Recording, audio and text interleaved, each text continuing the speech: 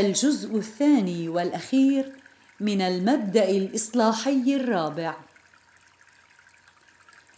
أما تنظيم الاقتصاد القومي على أساس الإنتاج، فهو الطريقة الوحيدة لإيجاد التوازن الصحي بين توزيع العمل وتوزيع الثروة.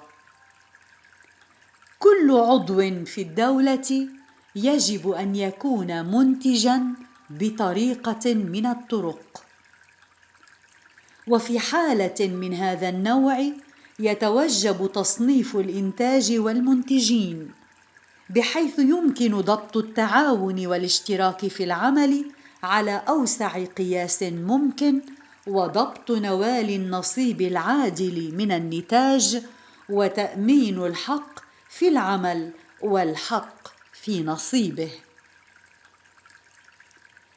يضع هذا المبدأ حداً للتصرف الفردي المطلق في العمل والإنتاج، الذي يجلب أضراراً اجتماعية كبيرة، لأنه ما من عمل أو إنتاج في المجتمع إلا وهو عمل أو إنتاج مشترك أو تعاوني.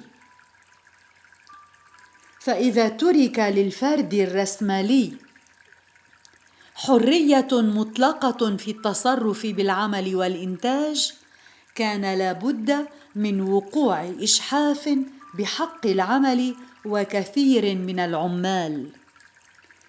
إن ثروة الأمة العامة يجب أن تخضع لمصلحة الأمة العامة وضبط الدولة القومية. لا يمكن تنمية موارد القوة والتقدم في الدولة إلى الحد الأعلى إلا بهذا المبدأ وهذه الطريقة. إن الحزب السوري القومي الاجتماعي يريد وحدة قومية متينة قوية تثبت بها الأمة السورية في معترك الحياة والتفوق. وهذه الوحدة القومية القوية لا يمكن أن تحصل ضمن نظام اقتصادي سيء، كما أنه لا يمكن أن تحصل ضمن نظام اجتماعي سيء.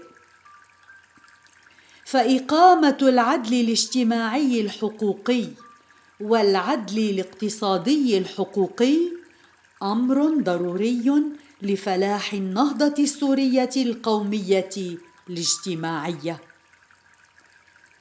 إن الإنتاج المشترك هو حق عام لا حق خاص، والرأسمال الذي هو ضمان استمرار الإنتاج وزيادته هو بالتالي، وبما أنه حاصل الإنتاج، ملك قومي عام مبدئياً، وإن كان الأفراد يقومون على تصريف شؤونه بصفة مؤتمنين عليه وعلى تسخيره للإنتاج.